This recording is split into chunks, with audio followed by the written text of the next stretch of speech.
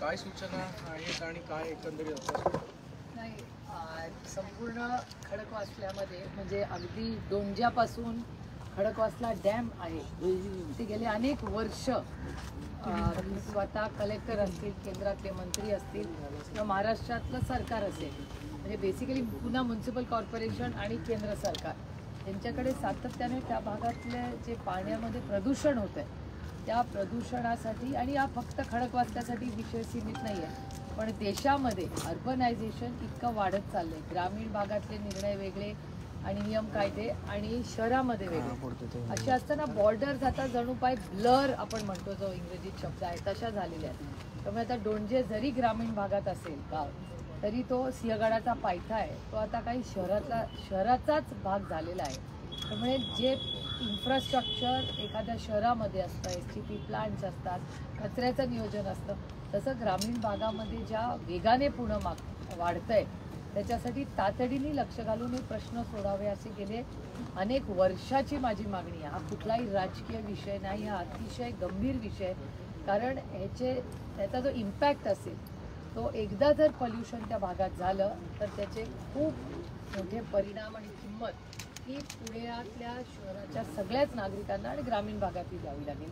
त्याच्या संदर्भात मी अनेक वेळा केंद्रातले या विषयाचे जे मंत्री आहेत, एन्व्हायरमेंटल मिनिस्टर आहेत भूपेंद्र यादव, त्यांचंही मार्गदर्शन अनेक वेळा घेतलेलं आहे. खूप चांगली चर्चा भूपेंद्र यादवांबद्दल या विषयाची अनेक वेळा झालेली आहे. त्यांनीही महाराष्ट्र सरकारला काही सूचना दिलेल्या आहेत. पण पुणे म्युनिसिपल कॉर्पोरेशनमध्ये आम्हाला अपेक्षित असं वेगाने झालेलं हे काम दिसत नाही आणि प्रदूषण हे पुण्यामध्ये वाढताना दिसत आहे आणि त्याचे इम्पॅक्ट्स खूप वर्ष स्थानिक नागरिकांना ते फार त्रासाचे होतील. त्याच्यामुळे पुणे म्युनिसिपल कॉर्पोरेशननी टाईम बाउंड मॅनरमध्ये पद्धतीने हे सगळं काम तातडीने करावं आणि जे एअर पोल्युशन आहे, पाण्याचं पोल्युशन आहे, हे सगळे विषय अतिशय गांभीर्याने. ताई, राज्यात आपल्या मराठा आरक्षणाचं वाट पेटलेलं असतानाच देशात दुसरं राज्य आहे झारखंड, ज्यानं आता बिहारनंतर जातीय जनगणना करण्याचा निर्णय घेतलाय. तिथल्या मुख्यमंत्र्यांनी तसे आदेश दिलेत की जातीय जनगणनाच्या कामाला लागा, अहवाल डेटा हा सगळा मागवलाय. राज्यात असं काही व्हायला पाहिजे किंवा पूर्ण देशात व्हायला पाहिजे. तुम्ही खासदार आहात, एवढे दिवस मी फ्लोअर ऑफ द हाऊसवर अनेक वेळा ही मागणी ऑलरेडी केलेली आहे आणि धनगर, मराठा, लिंगायत, मुस्लिम आणि भटक्या विमुक्त समाजाचे अनेक विषय हे प्रलंबित आहेत. त्याच्यावर आपल्याला आठवत असेल धनगर समाजाला पहिल्या कॅबिनेटमध्ये आरक्षण देऊ असं देवेंद्र फडणवीस बारामतीलाच येऊन म्हणले होते. त्या गोष्टीला 10 वर्ष झाली. गल्लीपासून दिल्लीपर्यंत त्यांची सत्ता आहे, पण धनगर समाजाला त्यांनी न्याय दिलेला नाही. जरांगे पाटलांची आंदोलनं, त्यांच्या वेदना, त्यांचे कष्ट उभ्या महाराष्ट्राने पाहिलेले आहेत. मराठा समाजाला अजूनही आरक्षण त्यांना अपेक्षित आहे असं मिळालेलं नाही. तशीच परिस्थिती भटक्यांची आहे, लिंगायतांची आहे, मुस्लिमांची. त्याच्यामुळे सत्तेत असले तरी सर्वसामान्य मायबाप जनतेच्या आयुष्यात आरक्षण असेल, शिक्षण असेल, आरोग्य सेवा असतील, बेरोजगारी असेल, त्याच्यात कितीही त्यांच्याकडे सत्ता असली तरी हे प्रश्न सुटलेले दिसत नाहीये. पुण्याचंच उदाहरण बघा. पुण्यामध्ये आज आपण हा STP प्लांट बघायला आलोय. गेल्या 7 वर्ष एका विचाराची सत्ता ही पुण्यामध्ये आहे. तर पुण्यामधलं आयुष्य कुणाचं सुधारलंय का? तर मीही पुण्याची नागरिक आहे. मी तुम्हाला एक नागरिक म्हणून सांगते, तुम्ही मला उत्तर द्यायचं. ट्रॅफिक पुण्याचा वाढलाय का नाही? तर वाढला. पुण्यामध्ये पाण्याचे प्रश्न आजही आहेत का? तर आहेत. ते अजून तीव्र व्हायला लागले. आज बावधनसारख्या ठिकाणी वीज एवढी त्यांची सत्ता आहे, विजेचा प्रश्न सुटलाय का? तर नाही सुटलेला. मग एवढी गल्लीपासून दिल्ली 200 आमदार, 300 खासदार, एवढी मोठी सत्ता असून कुठले मोठे प्रश्न सोडवण्यात त्यांना यश आलंय? महागाई वाढली आहे, बेरोजगारी वाढली आहे, भ्रष्टाचार तर त्यांनी ऑफिशियलच केलेला. इलेक्टोरल बॉन्ड असेल किंवा पेटीएम मध्ये झालेला भ्रष्टाचार असेल, आणि इलेक्टोरल बॉन्ड आणि पेटीएमचा भ्रष्टाचार हा माझा आरोप नाही. सुप्रीम कोर्टाने आणि RBIनी जे ताशेरे पेटीएम आणि इलेक्टोरल बॉन्ड्स वर जे ओढलेले आहेत ते उभ्या सगळ्या देशांनी पाहिलेले आहेत. त्याच्यामुळे इलेक्टोरल बॉन्ड्स आणि पेटीएम असे अतिशय महत्त्वाचे भ्रष्टाचाराचे आरोप हे जे झालेले आहेत ते ऑफिशियली सुप्रीम कोर्ट आणि आरबीआयने केली. ताई, पुण्याचे पालकमंत्री मग कुठे आहेत? या सगळ्या प्रश्नासंदर्भात जर विचार केला तर अनेक ठिकाणी पाण्याची समस्या गंभीर झालेली आहे. बारामती तालुक्यातच अनेक ठिकाणी पाण्याचे प्रश्न लोक भेटले होते पालकमंत्र्यांना, पाणी सुरू होत नाहीये. नेमकं मग पालकमंत्र्यांचं लक्ष कुठे आहे? मी गेले 2 महिने महाराष्ट्र सरकारला विनंती करते, ट्विटच्या माध्यमातून तुमच्या सगळ्यांच्या सहकार्यातून अनेक लोकांना फोन करून भेट घेऊन की पुढचे, म्हणजे मी हे 2 महिन्यापूर्वी सांगितलं होतं की पाण्याची तीव्रता, मागच्या वर्षी पाऊस चांगला झालेला नाही, त्याच्यामुळे पाणी सातत्याने लोकांच्यात आम्ही सगळे असतो. हे लोक कोणीही नगरसेवक आज नाही, 2 वर्ष इलेक्शन झालं नसलं तरी लोकांच्या सुखदुःखात रोज 24/7 असतात. कचऱ्याचा विषय अतिशय गंभीर झालेला आहे. ट्रॅफिक तर तोबा तोबा. पुण्याचा ट्रॅफिक म्हणजे लोक मला सांगतात, ताई बाकी सगळं राहू द्या, ट्रॅफिकचा काहीतरी मार्ग काढा. इन्फ्रास्ट्रक्चरचे प्रोजेक्ट आज आम्ही 2 रिव्ह्यू केले, त्याच्यात बॉटलनेक म्हणजे मोठा रस्ता, ह्या तर 7 वर्षामध्ये एकच ब्रिज संपूर्ण पुण्यामध्ये झालेला आहे, बाकी कुठला रस्ता झालाय? मेट्रोचं काम चाललंय. हे इतकं वेग इंटिग्रेटेड हे काम करायला पाहिजे होतं, तसं झालेलं नाही. अनेक रस्ते आहेत जे एका ठिकाणी एका मोठ्या प्रोजेक्टपर्यंत येतात, नंतर बॉटलनेक होते.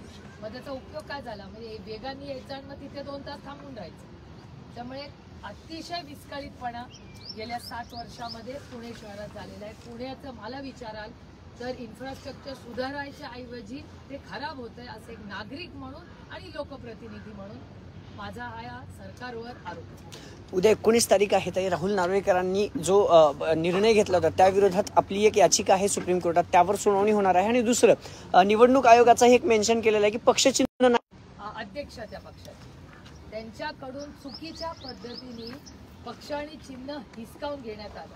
मी क्रेडिट टू अदृश्य शक्ती, कारण का देश आता संविधानाने चालतच नाहीये, तो अदृश्य शक्ती चालवते. आणि हे मी म्हणत नाही, महाराष्ट्राचे मुख्यमंत्रीच म्हणतात. त्यामुळे अदृश्य शक्ती यांनी संविधान हे त्याचा चिरफाड करायचाच निर्णय घेतलेला आहे. त्यामुळे दुर्दैव आहे की भारतरत्न डॉक्टर बाबासाहेब आंबेडकरांनी ज्या संविधानाच्या चौकटीत राहून आम्ही राजकारण आणि समाजकारण केलं, त्याचा मान सन्मान आम्ही करतो, त्याचा पूर्णपणे त्याचा गैरवापर करून आज राज्य आणि देश चाललेला आहे. या कमिशनची पण काही चूक नाही हो. अदृश्य शक्तीचं इतकं प्रेशर या सगळ्या संस्थांवर असतं की ते बिचारे काय करतील. आणि उद्या म्हणूनच आम्ही सुप्रीम कोर्टात गेलेलो आहोत. आणि आमचं एवढंच म्हणणं आहे की इलेक्शनही जवळ आलेलं आहे. ज्याच्या हक्काचा तो पक्ष आहे, ज्यांनी स्वतःच्या कष्टाने, कष्ट एका माणसाचे नसतात, सगळ्यांचे असतात. It is a team work. कोणी एक माणूस सगळं करू शकत नाही हो, सगळे मिळून करतात. तर राष्ट्रवादी काँग्रेस पक्ष उभारण्यामध्ये प्रचंड लोकांनी या राज्यात नाही देशात कष्ट केले आणि त्याची नोंद आणि त्याच्याबद्दल आम्ही मनापासून आभारी आहोत. पण तो पक्ष स्थापन हा आदरणीय पवार साहेबांनी केला. ते फाउंडर मेंबर आणि फाउंडर अध्यक्ष आहेत त्या पक्षाचे. त्यामुळे लॉजिकली स्पीकिंग तो पक्ष त्यांनाच मिळाला पाहिजे. म्हणजे तुमच्या वडिलांनी जर घर घेतलं असेल तर ते वडिलांच्याच नावावर असणार ना. तुम्ही तर वडिलांना घराच्या बाहेर काढू शकत नाही, कारण का त्यांचं नाव आहे. पण तरी आता हे नवीन जे राज्य सुरू झालेलं आहे, त्यामुळे मर्यादा पुरुषोत्तम राम, ज्या प्रभू श्रीरामांच्यावर आमच्यावर जे त्यांचे संस्कार झाले ते फक्त जय श्रीराम म्हणतात. पण आम्ही सुषमाजींचा आदर्श ठेवून मर्यादा पुरुषोत्तम राम, ज्या प्रभू श्रीरामांनी कुठलीही मर्यादा ओलांडली नाही, 14 वर्षाचा वनवास वडिलांच्या एका शब्दावर केला. त्यांच्या भावानी तर सगळं सोडून भावाच्या बरोबर गेले. दुसऱ्या भावानी भावाच्या पादुका ठेवून कधी त्या खुर्चीवर बसला नाही. असे आमच्यावरचे संस्कार आहेत. त्यामुळे मर्यादा पुरुषोत्तम राम जी शिकवण आम्हाला आमच्या आईनी आणि त्यानंतर सुषमाजींनी आम्हाला संसदेत दिली, त्याच चौकटीत राहून आम्ही काम करतोय. त्याच्यामुळे आज जे देशात अदृश्य शक्ती करते हे अतिशय दुर्दैवी आहे. पण आम्ही नक्की या अन्यायाच्या विरोधात पूर्ण ताकदीने लढू. काही लोकसभा निवडणूक होत आहे, त्याच्यामध्ये टॉप 10 मतदारसंघ असणार आहेत. यामध्ये बारामतीचा सुद्धा समावेश आहे. मात्र आता याच बारामती लोकसभा मतदारसंघाची चर्चा सुरू झाली, ते म्हणजे सुनेत्रा पवार या सुद्धा लढणार. तयारी त्यांनी तशी सुरू केलेली आहे. ननंद भावजा असा हा सामना रंगेल असं सुद्धा चर्चा सुरू झालेली आहे. तुम्ही कशी लढत देणार आहात? तुम्ही सातत्याने म्हणता की लोकशाहीमध्ये सर्वांना अधिकार आहे, पण पवार घराण्यातच अशा पद्धतीची जर लढाई होणार असेल तर नेमकं काय म्हणतात? ताई, त्यालाच धरून प्रश्न आहे की भावनिक साथ घातली 2 वेळा घातली. आणि तटकरेंनी असंही म्हटलं की दादांची भावनिक साथ आहे, पण दादाचं काम देखील आहे बारामतीत. हे सगळं एक तर हे काय भातुकलीचा खेळ नाही. राजकारण ही भातुकलीचा खेळ नसतं. त्याच्यात नाती नसतात, त्याच्यात जबाबदारी असते. नाती ही प्रेमाची असतात. आणि मी नात्यांचा आणि माझ्या कामात कधीही गल्लत करत नाही. माझं काम एका जागेवर आहे आणि माझी नाती फक्त काय ज्यांचं सुळे आणि पवार आडनाव आहे किंवा शिंदे आडनाव आहे, शिंदे म्हणजे ते शिंदे नाही, माझ्या आईचं माझ्या आईचं माहेरचं आडनाव शिंदे आहे, नाही तर तुमचे काहीतरी गैरसमज व्हायचे. त्याच्यामुळे माझी नाती ही फक्त सुळे, भट म्हणजे सदानंदच्या आजोळ, शिंदे आणि पवारांच्या बद्दल सीमित नाही आहेत. माझी प्रेमाची नाती जरी रक्ताची नसली तरी ती प्रचंड आहे. ते कुटुंब म्हणून आज इथे सगळे वावरलेत. मी सदानंद सुळेंबरोबर जेवढा वेळ घालवत नाही तेवढा यांच्यावर घालवते. त्याच्यामुळे ही प्रेमाची नाती असतात, ही विश्वासाची नाती असतात, रक्ताची नाती असतात. नात्यांमध्ये खूप असे वेगळे वेगळे फॅसेट्स असतात आणि ते खूप इंटरेस्टिंग असतात. आणि नाती ही नेहमी माझ्यासाठी राहतीलच, पण त्याबरोबर माझं एक प्रोफेशनल आयुष्य आहे, माझी एक आयडिओलॉजी आहे, एक वैचारिक बैठक आहे ज्याच्यात मी लहानाची मोठी झाली. त्याच्यामुळे माझ्यासाठी ही लढाई वैयक्तिक नाही, माझी वैचारिक लढाई आहे. माझी लढाई कुठल्याही वैयक्तिक माणसाची नाही, माझी लढाई भारतीय जनता पक्ष आणि त्याच्या चुकीच्या निर्णयांच्या विरोधात आहे. आणि त्यांच्या आघाडीत जे कोणी त्या चुकीच्या विचारात काम करत असतील त्या विचाराच्या, म्हणजे मला तो विचार चुकीचा वाटतो किंवा अयोग्य वाटतो, त्याच्यामुळे त्या वैचारिक विचाराशी माझी लढाई आहे, वैयक्तिक माझी कुणाशीही नाही. पण निवडणुकीमध्ये एक मुलाखत झाली होती तुमची आणि गेली म्हटले की संसदेत भाषण करणं म्हणजे Selfie मतदारसंघात काढतात. फिरण्यासारखं नाहीये. मग ही वैयक्तिक पातळीवरती आता टीका सुरू झाली आहे. त्यांचा विषय ना, हा प्रश्न तुम्हाला त्यांना विचारायला लागेल. आणि दोन गोष्टी मी तुम्हाला आवर्जून सांगू इच्छिते. सेल्फीचा विषय तुम्ही काढलाय, चांगलं केलं, कारण का आदरणीय प्रधानमंत्र्यांनीच खरं तर एक ऑर्डर काढली आहे, जी ऑर्डर मी पार्लमेंटमध्ये वाचून दाखवली. HRD मंत्रालय, ह्युमन रिसोर्सेस डिपार्टमेंट, शिक्षण मंत्रालयाने एक GR या देशासाठी काढला होता की प्रत्येक कॉलेजमध्ये मोदीजींचा एक फोटो लावा आणि सगळ्यांनी त्यांच्याबरोबर एक सेल्फी काढा. त्यांनी स्मृती इराणींना असं सांगितलं होतं प्रधानमंत्र्यांनी की या देशातल्या 1 कोटी आहे, मी सगळं तुमच्या चॅनलवर ऐकलेलं सांगते, मला काय कोणी येऊन सांगितलेलं नाही, मी वाचन करते आणि TV बघते, त्याच्यातून बातम्या करतात, त्याच्यावरून सांगते. अशी एक बातमी आली होती की स्मृती इराणींना असं मोदीजींनी सांगितलं होतं की 1 कोटी महिलांबरोबर तुम्ही सेल्फी काढा, असं वर्तमानपत्रात आलेलं आहे. दुसरं, सगळीकडे म्हणजे स्टेशन पासून कॉलेजेस पासून मोदीजींचे सगळे सेल्फी पॉइंट्स लावा. आपल्याला आठवत असेल भारतीय जनता पक्षाचे सहकारी परवा मला ते ह्याच्यात भेटले प्लेनमध्ये, ते दिल्लीला चालले होते, त्याने एक पुस्तकांचं मोठं एक्झिबिशन केलं होतं बघा आपल्या फर्ग्युसन कॉलेजला, राजेश पांडेजी आठवतं, परवा मला विमानात भेटले होते पांडेजी. तर पांडेजी जेव्हा आम्ही त्यांनी मला खूप मोठ्या मनाने बोलवलं होतं त्यांच्या त्या पुस्तकाच्या एक्झिबिशनला. तिकडे पण 3 सेल्फी पॉइंट्स होते, एक मोदीजींचं होतं, एक DCM-1, DCM-2 आणि CM, असे 4 सेल्फी पॉइंट्स होते. तर ते सरकारचा निर्णय होता की आमच्यावर सेल्फी. मोदीजींचं दिल्ली एअरपोर्टला आपण एंटर करतो ना, आज शिरताच गेट नंबर 1ला मोदीजींचा एक मोठा सेल्फी पॉइंट आहे. त्याच्यामुळे सेल्फी प्रमोशन हे आम्ही करत नाहीये, या देशाचे प्रधानमंत्री करतात. आणि प्रधानमंत्री जरी एका वेगळ्या विचारात काम करत असले तरी देशाचे प्रधानमंत्री, त्या पदाचा आपण नेहमी सगळ्यांनी गौरव केला पाहिजे. आणि देशाचे प्रधानमंत्री आवर्जून आम्हाला खासदारांना सांगतात की जावा सेल्फी काढा. तर मोदीजी म्हणजे वैचारिक नाही, पण या देशाचे प्रधानमंत्री वयाने मोठे, कर्तृत्वाने मोठे, त्यांच्या विचाराचा आम्ही मान सन्मान करतो. हा पहिला मुद्दा. अजून माझा एक दुसरा मुद्दा आहे. तुम्ही म्हणलं भाषण करत, पार्लमेंटमध्ये, पार्लमेंट हे आमच्यासाठी एक बिल्डिंग नाही आहे, तो एक विचार आहे. आणि ह्या देशातलं हे सगळं ज्याला आपण डेमोक्रेसी म्हणतो, त्याचं सगळ्यात मोठं मंदिर आहे. तुम्हाला आठवत असेल जेव्हा मोदीजीही पहिल्यांदा निवडून आले तेव्हा पार्लमेंटच्या बिल्डिंगमध्ये, संसद भवनमध्ये ते नतमस्तक झाले. त्याच्यामुळे तिथे जी चर्चा होते, संसदेत जी चर्चा होते, त्याला लोकशाहीचं मंदिर म्हणून आम्ही बघतो. आम्ही त्याला वास्तू म्हणून जात नाही. त्याच्यामुळे त्या लोकशाहीच्या मंदिरात चर्चा करायलाच तर पाठवता आम्हाला पार्लमेंटमध्ये तुम्ही निवडून कशाला देता की आम्ही तिकडे जावं आणि भाषण करा. भाषण करण्यासाठीच तर पार्लमेंट असतं, यालाच तर लोकशाही म्हणतात. आणि मला सार्थ अभिमान आहे की ज्या वास्तूमध्ये BR आंबेडकरांनी या देशाचं संविधान लिहिलं, या देशाला अर्पण केलं, पंडित जवाहरलाल नेहरूंनी ट्रिस्ट विथ डेस्टिनी, त्याच वास्तूंमधून त्यांनी देशाला संबोधित केलं.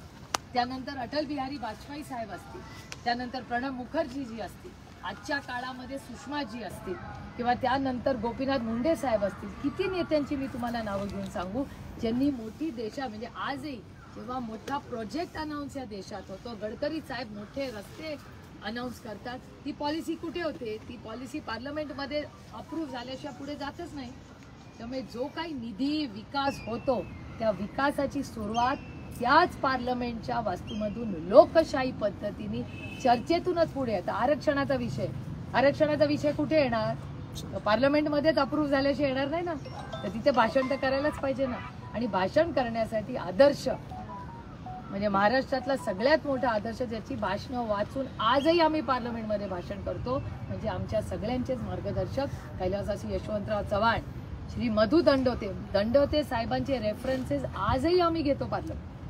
ही मोठी नेते होऊन गेले. महाराष्ट्राचं देशात नाव त्या काळामध्ये कुठलाही मीडिया नव्हता पण त्यांच्या भाषणांचा इम्पॅक्ट आजही होतो. चंद्रशेखरजी जेव्हा पार्लमेंटमध्ये उभं राहायचे सगळे शांत उभं राहायचे. आजही आम्ही सगळे भाषण करतो तेव्हा किती. आता मी तुम्हाला भाषणाचं उदाहरण गंमत म्हणून देते. एक आदर्श म्हणजे तुम्ही चुकीचा अर्थ काढू नका पण मागच्याच आठवड्यात एक आदर्श भाषण ट्रेजरी बेंचनी व्हाईट पेपरवर केलं. व्हाईट पेपरवर त्यांनी आदर्शावर भाषण केलं आणि काही प्रवेश झाले. म्हणजे केवढी मोठी ताकद आहे बघा पार्लमेंटमध्ये. म्हणजे प्रवेश घ्यायला पण उपयोगी पडतो, आरोप करायला पण उपयोगी पडतो, विकास करायला पण. किती मल्टिपल गोष्टी आमच्या या लोकशाहीच्या मंदिरात होतात आणि ते आमच्यासाठी एक मंदिर आहे आणि बोलायसाठीच पाठवताना निवडून. भाषण केल्याशिवाय प्रश्न सुटणार कसे? चर्चा ही लोकशाही आहे, दडपशाही नाही आहे. त्याच्यामुळे चर्चा ही झालीच पाहिजे आणि प्रत्येकाने कांद्याला भाव, इथेनॉल, एवढ्या साखर कारखाने येतं महाराष्ट्रामध्ये, इथेनॉलचा पहिला युटर्न जो या केंद्र सरकारने केला. फक्त मी बोलले त्याच्यावर. पेटीएमचा घोटाळा पार्लमेंटमध्ये मी दुसरं कोणी बोलले? पेटीएमचा केवढा मोठा घोटाळा झालाय हो. डिजिटल करन्सी आणली, पेटीएम मध्ये आणले. आज पेटीएमच्या परवा 70,000 कोटी रुपयाचं नुकसान झालं. 70,000 कोटी रुपये. विचार करा.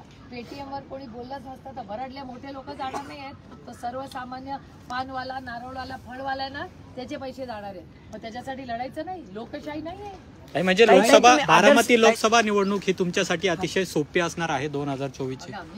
मी ओव्हर कॉन्फिडंट कधीच आयुष्यात नसते. स्वतःवर आत्मविश्वास, लोकांवरचा प्रेम आणि ही लोकशाही. मायबाप जनता ठरव काय होईल. तुम्ही म्हटले की राजकारण नाती वेगळी आणि प्रोफेशनल वेगळी. आता नात्या राजकारण प्रोफेशनल मध्ये नाती आड येते असं वाटतं. आणि याला धरून प्रश्न आहे की दादा म्हटले की मी एकटा आहे, माझी फॅमिली एकटी आणि मला सगळे जण जे आहेत ते वेगळं पाहतील किंवा भावनिकता हे करतील, त्याच्यामुळे बारामतीकर माझ्यासोबत आहेत. तुम्ही कसं बघता? आमचं सगळं फॅमिली थोडी पॉलिटिक्स मध्ये. आमची फॅमिली प्रायव्हेट आहे. आमच्या फॅमिलीचा काय संबंध? सगळे प्रोफेशनल आपापल्या पद्धतीने काम करतात. आमच्या फॅमिलीला कशाला आणताय तुम्ही राजकारणामध्ये? राजकारणात जे आहेत त्यांच्याबद्दल जरूर प्रश्न वेगळा पण आमची वैयक्तिक जी फॅमिली आहे त्यांना कशाला आपण ह्याच्यात दादा असं म्हटले. दादा काय म्हणाले याचा तुम्ही दादाला प्रश्न नाही. स्टेटमेंट असं होतं दादांचं, बारामतीत होतं की पवार कुटुंबीय अनेक कुटुंबातले सदस्य माझी फॅमिली सोडले तर सर्वजण विरोधात जातील पण तुम्ही जाऊ नका, असं एक भावनिक साथ ज्याला म्हणतात. पण पवार माझी फॅमिली म्हणजे कोण? माझ्यासाठी तुम्ही पण माझी फॅमिलीचा.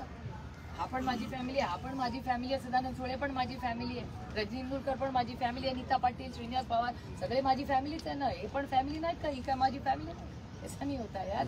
रिश्ते दिल से भी बनते. अंकिता पाटील काल म्हटल्या की निवडणुकीच्या संदर्भात इंदापूरमधून दादांनी आमचा शब्द पाळला नाही. म्हणजे आताच भाजपमध्ये चढाओढ सुरू झाली आहे का भाजप आणि राष्ट्रवादीमध्ये की आम्ही काम तरच करणार, जर आमचं त्यांनी काम केलं नाही मागच्या वेळेस आम्ही का काम करायचं? असं वाटतं तो त्यांचा अंतर्गत प्रश्न आहे त्यांच्या आघाडीचा. तर तुम्ही आदर्श त्यालाच जोडून मग असं जर म्हणत असतील तर याचा अर्थ ते तुम्हालाच पाठिंबा देतो. त्यांच्या आघाडीचा अंतर्गत प्रश्न. मी कसं त्याच्यात माझी एवढीच विनंती सगळ्या मायबाप मतदारांना आहे, त्यांनी 1, 2 नाही 3 वेळा मला मोठ्या संख्येने मतदान करून मला या देशाची सेवा करण्याची संधी मिळाली. कालच president of India, vice president of India आणि ज्या कमिटीवर भारतीय जनता पक्षाचे लोक आहेत, माझा काका मामा वडील त्या कमिटीवर नाही, मेरिटवर मला काल मी माननीय प्रेसिडेंट, माननीय व्हाईस प्रेसिडेंट ऑफ इंडिया आणि भारतीय जनता पक्षाचे बरेच लोक ज्यांनी काल माझ्याबद्दल चांगले शब्द म्हणजे मला आशीर्वाद दिले, त्या सगळ्यांचे राजकीय राजनीतीचे उठके करत काल जो कार्यक्रम दिल्लीत झाला त्याबद्दल मी त्यांचे आभार मानते. बारामती लोकसभा मतदारसंघातल्या प्रत्येक मतदाराचे मनपूर्वक आभार मानते की त्यांनी हा माझ्यावर विश्वास टाकला आणि माझी एवढीच त्यांना विनंती राहील की मेरिट बघून मला पास ताई- ऑन मेरिट. ताई ते तुमच्या बरोबर आले, त्यांना दादांनी परवाच्या पंधरे म्हणून गाव आहे तिथं सभेत धमकी पण दिली की पुढं गरज लागल्यानंतर तुम्हाला माझ्याकडेच यायला लागेल. मी उघड धमकी तुमच्यावर येणार लोकांना. मी ना राजकारणात सगळ्यांची सेवा करण्यासाठी आहे. कोणीही समोर आला तर त्याचा पक्ष विचार ह्याच्याशी माझा काय संबंध. लोकांनी मला लोकप्रतिनिधी म्हणून पाठवलाय. मी लोकांची प्रतिनिधी आहे. ते कुणाला मतदान करतात नाही, मतदान नाही, जे कार्यकर्ते लोकशाही आहे. तुमच्या बरोबर आले. कार्यकर्ते असले म्हणून काय झालं. आता भारतीय जनता पक्षाचे अनेक वर्ष आम्ही सत्तेत होतो, आम्ही केली ना त्यांची कामं. भारतीय जनता पक्षाचा आमदार खासदार तुम्ही आदरणीय पवार साहेबांचं 10 वर्षाचं हे काढून बघा कृषी मंत्रालयातलं काम. नाही पण मग धमकी दिली जाते ना आता. हो, त्यांची कामाची स्टाईल असू शकते, आमची तशी ताई नाही. आदर्श नाव तुम्ही आम्ही इथे सेवा करायला आलो. दादागिरी सुरू झाली म्हणायचं. हे आता तुम्हाला जे तुम्ही अर्थ काढायचं तुम्ही काढा. मी राजकारणात का आली आहे तर मी या भारताची आणि तुमच्या आयुष्यात एक चांगला बदल घडवण्यासाठी आणि तुमची सेवा करण्यासाठी मी राजकारणात आली. ताई आदर्श नाव तुम्ही घेतलात. आदर्श म्हणजे आदर्श हा, म्हणजे तुम्ही मुलांना आपण तसं सांगतो पक्षप्रवेशावर संसदपटू व्हा, आदर्श आई वडिलांसाठी ठरवा, असं मला आदर्श म्हणायचं. त्याला धरून असा प्रश्न आहे ताई, त्यांच्याकडनं असे दावे प्रतिदावे होतात की मोदीजींचं देशभर काम आहे, मोदीजींचा देशभर बोलबाला आहे, त्यांच्या या कामावरती विकासावरती भुलून बाबा सिद्दीकी आपल्याकडे आले, अशोक चव्हाण भाजपमध्ये आले, ऐका ना तेच बाबा सिद्दीकी आपल्याकडे आले, अशोक चव्हाण भाजपकडे आले, कमलनाथ यांचा मुलगा मोदी साहेबांसोबत येतोय, मोदी साहेबांचा करिश्मा आहे म्हणून ते सगळं होतं, ईडी वगैरे काय नाही असं बोललं जाते. म्हणजे नेमकं याच्या मागचं कारण काय आहे? कमलनाथजीचा मुलगा माझ्या बरोबर पार्लमेंटमध्ये आहे. 5 वर्षात 3 वेळा मला भेटला असेल. त्यांनी भाषण केलंय तर नाही पण मला आठवत नाही फारसं. मुलगा खूप गोड आहे, चांगला आहे, भगवानी खूप चांगला आहे, पण भेट फारशी दिली होत नाही. म्हणजे पार्लमेंटमध्ये तर होतच नाही. त्याच्यामुळे त्याचा प्रवेशाचं मला वगैरे काही माहिती नाही, कारण का कधी संबंधच येतात. आम्ही एकाच बाजूला बसतो, त्याची सीट जवळच आहे, पण फारशी भेट व्हायची संधी पार्लमेंटमध्ये आली नाही. हे त्याच्याबद्दल झालं. आणि बाकीचे प्रवेश का होतंय बघा, उन्हाळा वाढतोय, काहींना बघा घाम आलाय, त्याच्यामुळे आईस लागेल आता जरा. आईस म्हणजे बर्फ. तुम्ही चुकीचा अर्थ काढू नका. तुम्हाला सवय झाली की मी आईस म्हणलं ना की तुम्हाला इन्कम टॅक्स, सीबीआय, ईडी. मला अजिबात असं म्हणायचं होतं. आईस म्हणजे तुम्ही नामकरण. उष्णता वाढली आहे, इलेक्शन जवळ आले, काहींना गरम होतं. अनेक वेळा भाजप सारखं म्हणत होतं की काँग्रेस मुक्त भारत व्हावा म्हणून, पण फडणवीस एकेकाळी जे अशोक चव्हाणांना डीलर म्हणत होते, आज त्यांचे लीडर कसे काय झाले? मी आज जुनं काढू नका. या कानाने मी मागच्या आठवड्यात डीलर म्हणलेलं अशोकरावांना ऐकलं. या कानाने ते lead speaker Nishikant Dubey white paper काढून आदर्श घोटाळ्याबद्दल निशिकांत दुबेनी मागच्या आठवड्यात पार्लमेंटमध्ये फ्लोअर ऑफ द हाऊसवर निर्मलाजी आणि निशिकांत दुबेंनी अशोकरावांवर आरोप केले. मी माझ्या कानाने ऐकले आणि डोळ्यांनी पाहिले. काय सांगताय? आज देवेंद्र फडणवीसांचे तरी 3 महिन्यापूर्वीचे. मी तर तुम्हाला स्पॉट न्यूज देते. 8 दिवसापूर्वी आरोप केला अशोकराव. मुख्यमंत्री म्हणतात की उद्धव ठाकरेकडून मारण्याचा मला प्रयत्न झाला होता वगैरे, या सगळ्या गोष्टीला ते आता परत खंडन करतायत की हे कितपत खरं होतं. मला कसं माहिती असेल? मी एक सेवक आहे, ही लोकांची प्रतिनिधी आहे. ते आपलं या सेवा करण्यात आणि पार्लमेंटमध्ये भाषण कर, फॉलो अप कर, काम, याच्यातच माझा वेळ जातो. पवार साहेब रावेर मधून लढणार अशी एक चर्चा सुरू आहे. पवार साहेब निवडणूक लढणार लोकसभेची रावेर मधून. जयंत पाटील आणि शरद पवारांना विचार. आम्ही लहान कार्यकर्ते पक्षात कोण कुठून लढणार आम्हाला नसतं माहिती. जाचक आणि टावर यांनी जे आहे ते पवार साहेबांची भेट घेतली आहे. बारामती तालुक्यात बेरजेचं राजकारण करण्याचं शरद पवार साहेबांनी पुन्हा सुरुवात केली, कारण जुने सगळे कार्यकर्ते भेटतायत पवार साहेबांना. आदरणीय पवार साहेब बारामतीला गेले की लोक त्यांना भेटायलाच येतात. आणि पृथ्वीराज जाचकांचे आणि आमचे अनेक वर्षाचे प्रेमाचे संबंध आहेत. हर्षवर्धन भाऊचे, जरी भाऊ बीजेपीत असतील नसतील, कुठल्याही पक्षात असेल तरी आमचे कौटुंबिक संबंध, आम्ही कोणीही कुठल्याही पक्षात गेले तरी आम्ही नेहमी सांभाळलेले आहेत. कारण का आमच्यासाठी नाती आणि संबंध बहुत मायने राखते. एक लक्षात ठेवा, आयुष्यात अति सुख किंवा अति दुःख याच्यात पैशाने आणि सत्याने नाही मोलत आहे, त्याला लोकल. नाती लागतात आणि त्याच्यामुळे ती नाती आपण जपायची असतात. त्याच्यामुळे ज्या ज्या लोकांची तुम्ही नावं घेतली, आमचे ऋणानं बंद 6 दशकाचे आहेत तिथे, ते सगळे लोक आमचे प्रेमाचे आहेत. म्हणजे हर्षवर्धन भाऊंना आम्ही आजही भाऊच म्हणतो. म्हणजे जेव्हा ते विरोधी म्हणजे त्याच्यात गेले आणि आम्ही सगळे जरी आजही आम्ही एकामेकाच्या विरोधात आहोत, पण कधीही हर्षवर्धन भाऊंनी तेव्हा कुल कुटुंबाचंही उदाहरण घे. राहुल कुलच्या मिसेस मागच्या वेळेस माझ्या विरोधात लढल्या, पण राहुल कुलांनी नेहमी मर्यादाच ठेवली आणि मीही त्यांच्यावर कधीही आरोप प्रत्यारोप केले नाही. राहुल कुल, हर्षवर्धन भाऊ आमचे सगळ्यांचे कौटुंबिक संबंध अनेक वर्षाचे आहेत, पण ती मर्यादा त्यांनीही पाळली आणि आम्हीही पाळण्याचा एक प्रांजळ प्रयत्न केला. ही सुसंस्कृत महाराष्ट्राची कैलासवासी यशवंतराव चव्हाणांच्या संस्काराची भूमी.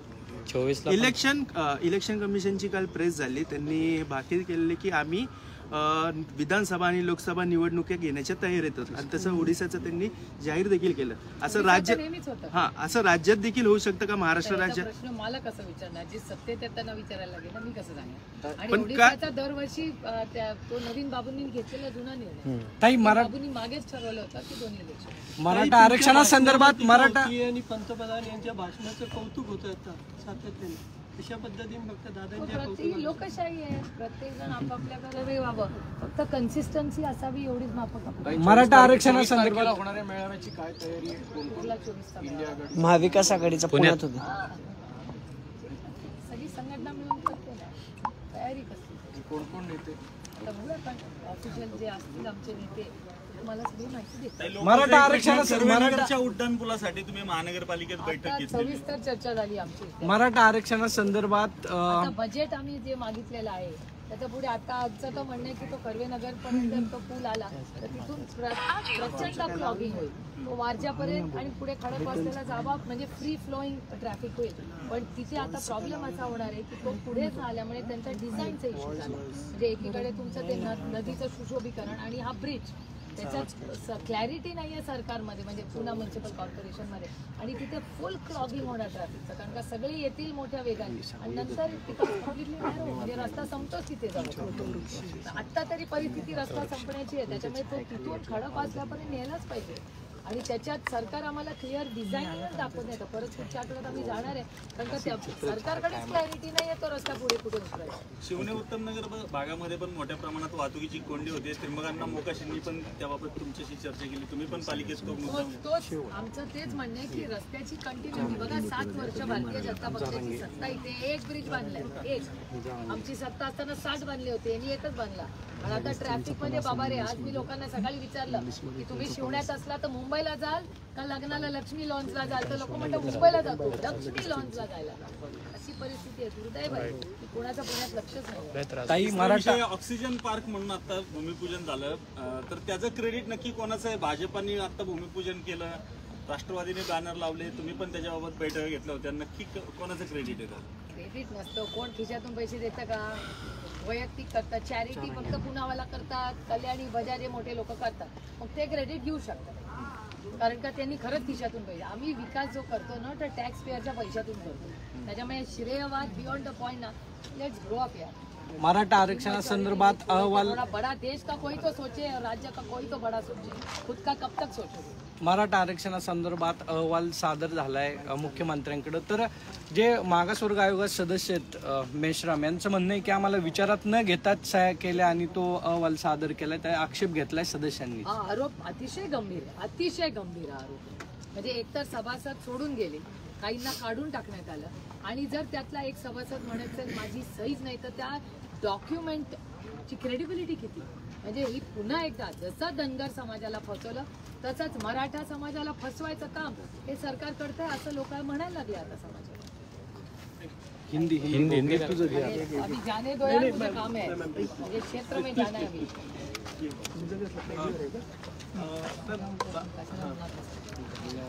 बारामती चुनाव को लेकर मैम कई समुद्र प्रवाह आपके अगेंस्ट में होंगी, ऐसा संकेत भी आ रहे हैं, कैसे देखेंगे आप? परिवार में ही लड़ाई, पारिवारिक लड़ाई कैसे हो सकती? ये लोकतंत्र में कोई ना कोई खिलाफ लड़ेगा ही ना. और मैंने तो कल भी कहा था, मेरे तरह उनके पास कोई तगड़ा उम्मीदवार हो तो जरूर चर्चा हो सकती है। वो कहे वो वक्त, वो कहे वो जगह और वो कहे वो टॉपिक, उस कैंडिडेट के साथ में बैठ के हम चर्चा कर सकते हैं और सबके सामने होने दीजिए। हाँ, बारामती में 3 टर्म्स हुए, आपके क्या मुद्दे रहेंगे इस बार चुनाव में? चुनाव में मैं इलेक्शन लड़ रही हूँ, वो पार्लियामेंट का इलेक्शन लड़ रही हूँ। तो इस देश के सामने बेरोजगारी, महंगाई, पेटीएम का बहुत बड़ा इशू आज चल रहा है, इलेक्टोरल बॉन्ड्स का जो भ्रष्टाचार हुआ है और जिस तरह से जिन पे भ्रष्टाचार के आरोप हुए वही सारे भ्रष्ट, अगर भ्रष्ट हो तो वो सारे आज बीजेपी में जा रहे हैं। तो इस देश में भ्रष्टाचार हुआ कि नहीं हुआ, ये एक बहुत बड़ी चीज़ है, क्योंकि देश में आज ये भ्रष्टाचार अगर हुआ हो तो उसकी इंक्वायरी नहीं होनी चाहिए। न खाऊंगा न खाने दूंगा, ये बीजेपी की ऋतवाक्य था, उसका क्या हुआ? पिछले हफ्ते आदर्श घोटाले के बारे में व्हाइट पेपर जिस भारतीय जनता पक्ष ने इस देश की फाइनेंस मिनिस्टर ने टेबल किया, उस पर जो आरोप निशिकांत दुबे जी ने किए, उन्होंने तो फ्लोर ऑफ द हाउस पे अशोक चौहान जी का नाम लिया था और बोला कि उसका आदर्श घोटाला है। फिर वो आदर्श घोटाला का 8 दिन में क्या हुआ? क्या सोचे हम कि भ्रष्टाचार आप इंस्टीट्यूशनलाइज कर रहे हैं? पेटीएम में भ्रष्टाचार, इलेक्टोरल बॉन्ड्स में भ्रष्टाचार, नेताओं का भ्रष्टाचार, ये मैं नहीं कह रही हूँ, ये बीजेपी, सुप्रीम कोर्ट और आरबीआई कह रही है, मैं तो नहीं कह रही हूँ। मैंने तो कभी आज तक झूठे आरोप किए नहीं और कभी करूंगी नहीं, ऐसी गंदी राजनीति मैंने की नहीं और करूंगी नहीं। आपने कहा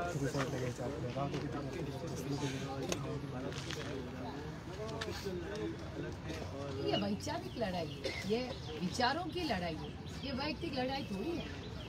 मेरे लिए तो वैयक्तिक किसी से, मेरी बीजेपी में अब कितने सारे दोस्त हैं, आप किसी से भी दिल्ली में पूछ लीजिए, हर मंत्री से मैं मिलती हूँ, हर मंत्री मेरा काम करते हैं और मैं फ्लोर ऑफ द हाउस पे अश्विनी वैष्णव जी का उदाहरण दीजिए, मैं हमेशा उनकी आभारी हूँ। मैं पार्लियामेंट में बोलती हूँ कि अश्विनी वैष्णव जी का काम अच्छा है, मैं पार्लियामेंट में बोलती हूँ गडकरी साहब का अच्छा काम है। अच्छे को अच्छा बोलना चाहिए, इसी को तो लोकतंत्र कहते हैं। भले ही सुमित्रा जी मैदान में आ जाए, लेकिन परिवार में कोई परिवार का बेचारे का क्या लेना? हमारे परिवार को क्यों घसीट रहे हैं आप हमारे राजनीति में? मेरे परिवार का कोई संबंध नहीं है। मैं विनती करती हूँ आपको, मेरे परिवार को ना घसीटा जाए। हमारे परिवार बहुत बड़ा है और उनका राजनीति से कुछ लेना देना नहीं, अपनी हिम्मत से, मेहनत से सब काम करते हैं, तो उनका कुछ लेना देना नहीं उससे। हमारी फैमिली का क्या है इसमें? क्यों उनकी हमारी इज्जत ऐसे उछाली जाए? अगर वो आदमी है तो ये प्रोफेशनल, बिल्कुल ये प्रोफेशन नहीं भैया, ये एक आइडियोलॉजिकल लड़ाई है हमारी और वो उनसे किसी से है ही नहीं। उन्होंने कहा आइडियोलॉजिकल क्लैरिटी, अभी तक कुछ उन्होंने कहा है, तो क्यों भाभी को भी इसमें लाया जाए? भाभी का बेचारी का क्या लेना देना इस सब?